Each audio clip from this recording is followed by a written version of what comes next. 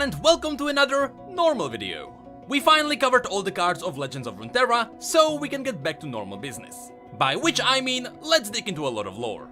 More than a week ago, right after the 10th anniversary, Riot released the next champion roadmap. And in there, not only did we learn more about Senna, the next champion who I believe is not even on PBE yet, but we also learned about Fiddlesticks and Volibear and 2 new champions.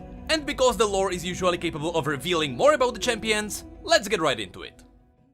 So let's start with the first thing in the post, which is more information on Senna. Of course, we didn't cover Senna's story yet. In fact, we will cover Thresh and Lucian together in a separate video. I will do a complete summary of their story. We will mention Senna there, but I'll have to do a separate video on Senna later, because Riot always releases an extra story when the champion is actually released. So I could cover Senna right now, but we would be missing some of her story because more will come later. Anyway, let's have a look at what the post says. As many of you recently saw, the next champion will be Senna, a very non-traditional marksman coming to League soon. When we were creating Senna, we knew she should be a marksman, but we also thought that she should be able to lane with Lucian. We felt there was a great opportunity for them to work together, with Lucian up close and personal, and Senna backing him from a distance with massive relic cannon. Of course, we saw the massive relic cannon in both the cinematic and here in this picture. Also, it was described a little bit in her story, but again, we will mention that lore in the future. However, the interesting thing we should mention right now is that this relic weapon is actually quite unique. Of course, you can notice that this is not Senna's gun. Lucian is holding it. So you may be asking, where did Senna get this? Well, funny you mention it.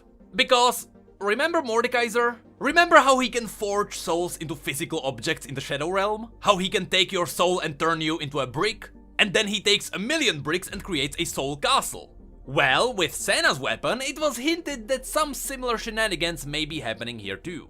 It is pretty much a combination of an ancient relic cannon and the souls of previous damned monster hunters. That entire weapon can get a theory video on its own. I just wanted to give you some context, so let's continue. With this in mind, we went about building a supportive marksman with a blend of damage and utility. So yes, Senna will be a marksman, but she will also be a support.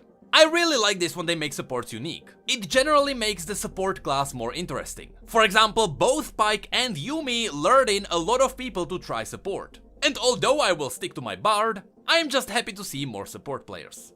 But then the post mentioned something really cool. Something you can actually find on an old channel of Skin Spotlights. Because if you don't know, they also have a channel specifically for the voices of champions. And the post says, to go along with Senna, we'll be adding new voice lines for Lucian as we progress his character and story with Senna's return. Make sure to tune in during the second day of World's quarterfinals for the first look at Senna's gameplay. And check out her champion insights the following day for behind the scenes look at her development. Of course, as of the day of me recording this, we didn't see neither of those. But the thing to take away from this is that you can go to that channel that I just mentioned and you can have a listen to Lucian's new voice. He sounds way less grumpy and way less angry. But hey, the character moved forward. We are getting actual character development in the game. And that is pretty cool. Also, if you are wondering what this image is on the champion roadmap, it is just the symbology of this monster hunter order. You can see that she has the symbol on her cloak, on her belt, on her leg, and to a certain degree on her weapon as well. The last thing to note here, I love how the weapon is infused with both shadow and light, which really goes well with the theme of being a corrupted crusader of light. But then, in the second part of this post, we dive into the next champion. Now, usually, Riot is very subtle with the things they say. For example, when they teased Qiyana, they just said that you should stay away from walls. Here, however, they are pretty straightforward. Only the devout will master the next champion we prepared for you. A new marksman. You know, right after the previous marksman. Raised since birth with only one purpose: to protect the faith from those who stand in the sun. Constantly training, mastering diverse weapons of faith, swapping through them like cycles of the moon with nothing but one lone voice. Pushing, comforting, loving. If you are up to the challenge, you too must train hard and achieve Zen-like focus in order to reap the rewards. So I ask again, what will you sacrifice for your faith?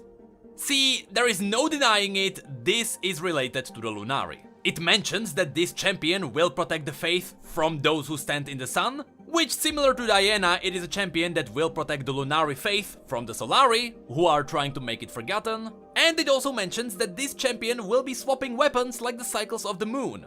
It's not really subtle if you ask me. However, I am surprised to see that this is going to be a marksman. See, when you think of a marksman, you think of guns and bows and maybe a crossbow. But remember, there is also someone like Draven, who isn't really typically seen as a ranged character, because he holds only 2 axes, and once he throws them away, he is screwed on the battlefield. But still, Draven is a marksman. Something similar may be happening here. If you have a look at Universe, you can see that the Lunari have a lot of different weapons. Now, what may be happening here is that this champion might be swapping between different kinds of Lunari weapons. Maybe one weapon is tossing spears from a distance. Another one might be a long polearm. It would still be a ranged attack, but the distance would be shorter. And then when you are safe with positioning, you may just swap to a close-up weapon. I mean, Riot is already trying to shake up what's happening in bot lane. And these days, every now and then you may see a bruiser in bot lane. I wouldn't be surprised if this was a champion who could swap stances, similar to Jace. However, one thing to note from the story of League of Legends is that, remember, there are also the Moonstalkers. We don't know much about these beings. The story only hinted that they might be Vastayan, but these guys played a crucial role when Shurima was banishing the Darkin. Considering that there is a lot of talk about the moon and the sun, but they never use the word Lunari or Solari. And considering the fact that Riot is usually very subtle, but this time around they are very specific, letting us know that moon is involved. What if the Lunari are a misdirection? What if we are not getting a Lunari from Targon? What if we are getting a Moonstalker devoted to the Celestials? And looking at the beats in this image, they do look a little bit like something you would find in Ionia, which is where the majority of the Vastaya come from, which makes it that much more possible. But then we have the third part of this post. Welcome to the underground. Out of the Ionian underground comes a smoking hot new Juggernaut. It's been a while since we've made a straightforward accessible Juggernaut, with Darius being the last. You know, let's not talk about Ornn. So we felt it was time to add something new to that space. This new champion will thrive in the center of a brawl, laughing as they take hit after hit, then furiously punching back, releasing all the stored aggression on their enemies' faces. If you like letting your fists do the talking, getting into the heart of a pit fight, and smashing your opponent's heads together, this may be just the champion for you. So first of all, with the image, it is obvious that we are talking about an Ionian champion. Specifically, an Ionian fighter from a hidden underground pit. This is cool because we didn't even think that in Ionia something like this would exist. Typically, Ionians get entertained by anything but aggressive fighting in the pits. But with Jhin already being kind of an underground living weapon, and with the Navori rebels already turning Ionia into something different, it's not that surprising to see a hidden gladiator arena inside Ionia. Either way, knowing how diverse Ionia is, this champion can be absolutely anything. It can be a human, it can be a Vastaya, it can be an animal. However, we did get a couple of hints here. The biggest hint is the smoking hot, mentioned in the very first line.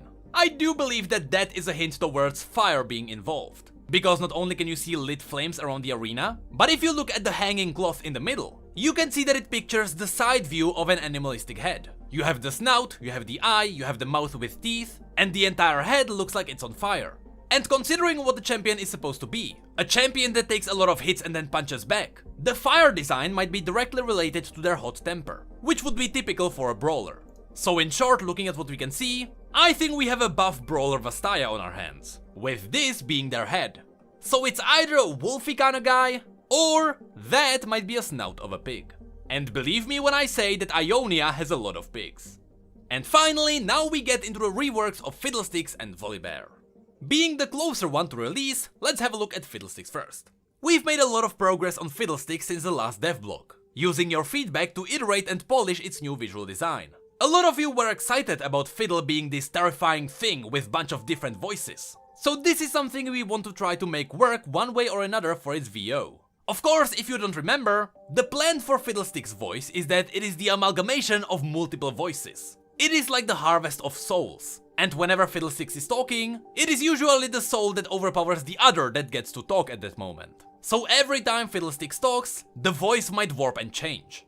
Fiddlestick's new kit will be centered around the concept of fear, but it will include more than just point and click status effect, which is staying on the kit. Now notice how they said point and click status effect. This means that we might not get our point-and-click fear. However, we might still keep our point-and-click silence bird. Experienced Fiddlesticks players will wreak mental havoc on their victims, as they question what is real and what is merely a terrifying effigy. Horror will fill the rift whenever Fiddle is in the game, and if it finds you before you find it, only death will follow. Now this kinda plays into how Fiddlesticks is played now. If he surprises you, he's almost guaranteed to get a kill. But if you find him peacefully jungling, he is totally screwed. Now, I like the fact that Fiddlesticks will leave terrifying copies of him around the rift. I believe that's what the terrifying effigies are relating to. And I wouldn't be surprised if this was inspired by the Doombot's version of Fiddlesticks. During Harrowing, when you play against Fiddlesticks, the Doombot Fiddlesticks leaves behind a copy of him in every bush he steps in. And when an enemy gets near that bush, the copy will start casting ultimate. But in the end, when the cast is finished, nothing happens and you just get feared. It was meant to scare you into thinking that Fiddlesticks is ulting at you, so you run away or in some cases even flash. I really hope that Fiddlesticks gets something like that. A simple fear when you step into a bush wouldn't feel that good, but these kinds of mind tricks might really make him terrifying. We also got animation preview, but I'll show you that at the end. For now, have a look at the picture. This is really terrifying, and I love this. To this point, we have never really had a true horror champion in the game. Right now, the scariest thing in League might be Lollipop Poppy, but I'm glad that Fiddlesticks is going to change that. And finally, the last part of this post is the new Volibear. And this is where we just need to wait for more information. In the last dev block, I mentioned that we were still exploring directions for Volibear's gameplay design, and hadn't settled on anything yet. Today I am happy to say that we have found an exciting direction for Voli's update. One that preserves Volibear's current gameplay identity, while also giving him some unique new tools. We moved away from the permanent unstoppability idea, and have instead been testing new direction, making Volibear feel more like a god of storms, bringing thunder down on his enemies and the structures they hide behind. I believe that this is a direct confirmation that Volibear will strike turrets with lightning as well. One common thing we heard, especially from Volibear mains, was that the more grotesque horror visual design felt like they stayed too far from live Volibear. So we have focused our explorations on versions that feel more true to current Volibear. The horrific version of Volibear, from recent lore, was seen through Udyr's perspective, where Volibear was called forth by the most extreme earth sign. From his VGU, we want to show Volibear as he is to himself, in his most prime, original, godlike form. So this brings up a couple of interesting questions. The biggest one of them being, what impact will this have on the lore? Riot always hinted that we have never seen the story of Volibear from his own eyes. Every time we learned anything about Volibear, it was always told by someone else, be it Sejuani, Ashe or Udyr, or even Ornn himself. So maybe it really was a plan for Volibear to have multiple forms, depending on who summons him or who sees him. What if Volibear was this ancient bear demigod that we can see in this picture? And what if he is just meditating somewhere in the mountains? And while he is meditating, his spirit roams around. And that spirit can be summoned by anyone who needs his aid. But when the spirit is summoned, it takes the form of whoever summons it. I don't know, this is just a theory that could work. But something like this would explain why he looks so horrifying when he is summoned by the Earth sign. After all of these horrifying creatures are supposed to reflect Volibear's visual side. Also, remember that in the comic of Ashe and Sejuani, there was also this nightmarish storm. But they were in the Earth sign territory, so maybe this storm was also summoned by the Earth sign. And just in case you don't know, the Earth sign are pretty creepy and mentally unstable people. Their own religion turns them into terrifying creatures. One of which was a bear that opened its maw to reveal a baby that opened its mouth and vomited around. Also, according to the Earth sign, Volibear has many eyes, and if you strike him, he turns into a black goop. Also, you summon him by cutting people into pieces and turning them into an effigy. That's the kind of nightmarish stuff the Earth sign do. So I really wonder how they will be able to take that horrifying side of Volibear and still turn him into a normal bear god. I have to say, even though that horrifying side of Volibear won't get into Summoner's Rift, I still like the new design. I'm just curious how the lore department is able to pull this off. And now, the final part of the post, we get more on Fiddlesticks. That's all we have to share for today. There are a few other champions in early stages of production, including a whimsical new jungler as well as an edgy solo lane melee carry. More on them in the next roadmap though, which will come sometime next year. In the near future, like a couple of months, look out for another devlog on Fiddlesticks and Volibear. where we will share more work-in-progress visuals like the proxy model and idle animations below. And with that, happy 10 years of League. So yes, we got 2 more confirmations, a new jungler, and an edgy solo laner. I wonder why they mentioned edgy. This might mean that we have another Kayn on our hands. But anyway, that is it. So in the spirit of Spooktober, let me leave you with the animations of Fiddlesticks. And I hope you are not watching this at night. Because even as Kha'Zix, if you find this thing in the enemy jungle, I would go back to Stardew Valley. Hey, did you know that we have social media and Twitch where we talk about other League facts and stories? And did you know that we have neat mugs and shirts too? The links to all of that will be below. And as always, thank you, come again.